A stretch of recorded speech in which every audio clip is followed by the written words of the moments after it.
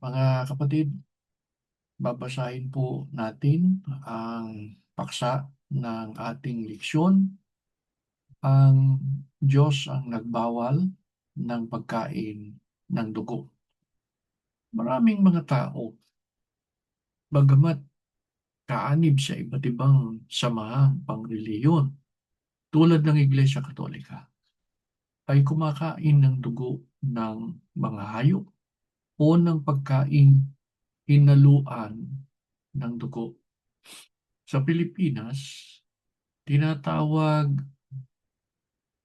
ang lutuing yun na dinuguan.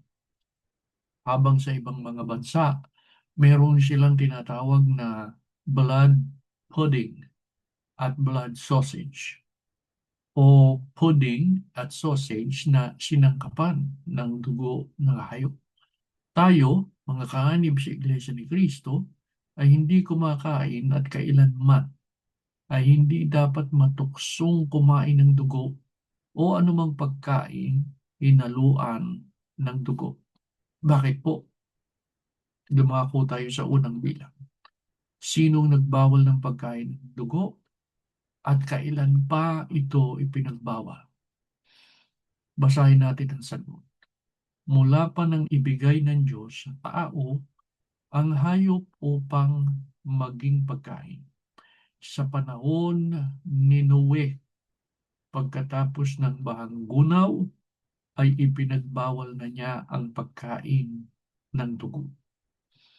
Kung babasahin natin ang buong kapitulong yan, mga kapatid, doon ay nilinaw ng Diyos sa tao kung ano ang pwede niyang kainin at kung ano ang hindi niya dapat kainin. Ang hindi dapat kainin ng tao sapagkat bawal ito ng Diyos ay ang dugo. Kailan pa bawal ang pagkain ng dugo? Sa panahon pa ni Noe, pagkatapos ng bahang gunaw. Dumako tayo sa kasunod na bilang. Nagpatuloy ba ang pagbabawal na ito hanggang sa panahong Kristiyano? Iniutos sa mga Kristiyano na magsiilag o magsilayo sa mga inihain sa mga Diyos-Diyusan, sa dugo at sa binigti.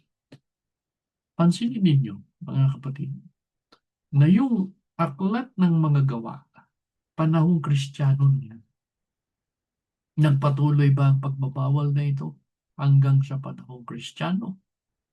Opo. Bawalan niyang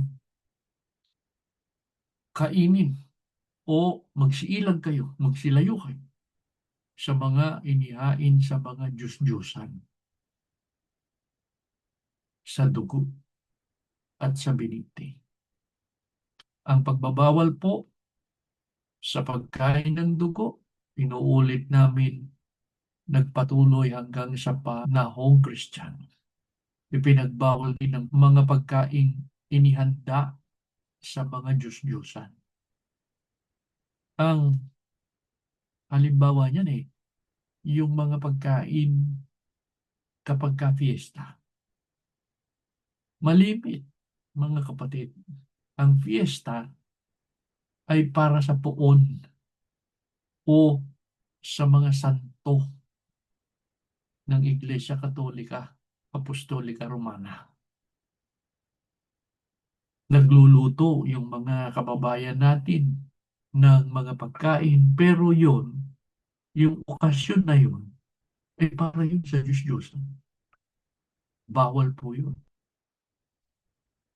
Ipinagbawal din ang pagkain ng karne ng mga hayop na binigti o ng hayop na namatay na hindi lumabas ang dugo.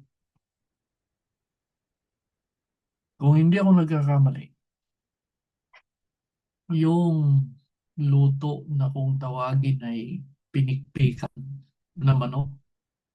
Ang alam ko dun yung manok buhay pa yun, ay pinapalo yun hanggang sa mamatay. Hindi pinalabas yung dugo. Kapatay na yung manok, aalisin yung balahibo, sa kanila iluluto. Bawal sa ating mga kapatid. Kaya, sa ikatlong bilang, pansinin ninyo, dahil dito, anong ipinag-utos ng Diyos na gawin kapag tayo ay nagpapatay ng hayop o ng ibon na makakain upang hindi tayo matuksong kumain ng dugo? Ang sagot, dapat nating ibuhos ang dugo at tabunan ng lupa. Eh, ganyan ba ang ginawa ng ibang mga tao? Hindi. Oo, yung iba, ibinuhos yung dugo. Pero saan? Sa balde. Pagkatapos, maipon sa balde, anong ginawa? Tinabunan. Tinabunan naman eh. Ano ipinantabon? Bigas. Ano nangyari doon sa dugo? Tumigas. Nung tumigas, hiniwa-hiwa. Nung mahiwa-hiwa, tinusok-tusok. Pagkatapos inihaw. Dugo yun. Mga kapatid, wag, bawal yan. Bakit po? Ikaapat na bilang. Bakit ipinagbawal ng Diyos ang pagkain ng dugo? Ang sagot, basahin natin. Sapagkat ang dugo ay siyang buhay. At hindi ito ipinagkakaloob bilang pagkain. Isipin mo yun. Ang dugo ay siyang buhay. Totoo yun eh. Alisan tayo ng dugo, patay tayo. Kaya, pagka kumakain ka ng dugo, kumakain ka ng buhay. At unang-una, hindi yan ipinagkaloob ng Diyos na pagkain. Hindi. Anong katunayan? Kasunod na bilang. Anong pinag-uukulan ng dugo o sa ano ito nakalaan? Sagot, sinasabi ng Biblia na ang buhay ng laman ay nasa dugo. Kaya ipinag-utos ng Diyos na ang dugo ay ibuhos sa dambana upang itubos sa kasalanan ng tao. Kaya noon, una, yung dugo, nakatalaga yan sa kabanalan. Yan ang ginagamit sa paghahandog sa Diyos para matubos sa kasalanan ang tao. Kaya banal ang kaukulan ng dugo. Sa panahon ng bayang Israel, inihahandog nila ang dugo ng mga hayop sa dambana pagka sila nagsusunog ng kamangyan o naghahain sa Diyos para sa ikapagpapatawad ng kanilang mga kasalanan. Bakit kaya? Sa ika-6 na bilang na to. Sano umaanino ang dugo ng mga hayop na inihandog ng bayang Israel sa ikapagpapatawad ng kasalanan noong panahon nila? Basahin natin. Ito ay isang anino ng mabuting bagay na darating. Kaya, mayroong mabuting bagay sa hinaharap na iyon ang anino nung ginagawa ng bayang Israel. Kaya, sa ikapitong bilang, alin ang mabuting bagay na darating na ito ang anino o inaaninuhan ng dugo ng hayop na inihahandog ng Israel para sa ikapagpapatawad ng kanilang mga kasalanan. Ang sagot, ang sakripisyo o ang paghahandog ng Panginoong Hesukristo ng kanyang dugo sa ikapagpapatawad ng mga kasalanan. Kaya yun ang ibig sabihin nun. Yung paghahandog ng dugo ng bayang Israel, ginagamit nila pagka sila naghahain sa Diyos para mapatawad ang kanilang kasalanan. Yun ang mangyayari kay Kristo sa panahong Kristiyano. Dadanak ang kanyang dugo para sa mga maliligtas. Sa ikawalong bilang na tayo, gaano kasama sa paningin ng Diyos na ang lingkod niya'y kumain ng dugo?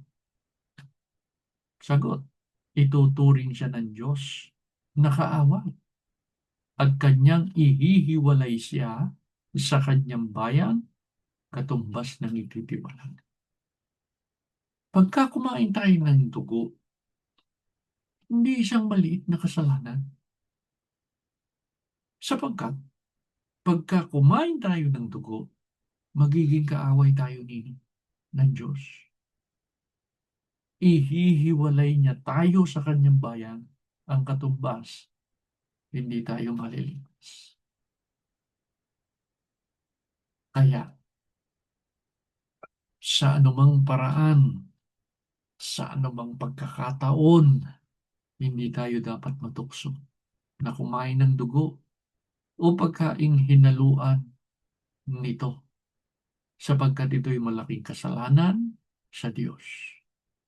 Ang mga lingkod ng Diyos na kakain ng dugo ay ibibilang ng Diyos na kanyang kaaway at ihihiwalay niya sila sa kanyang bayan.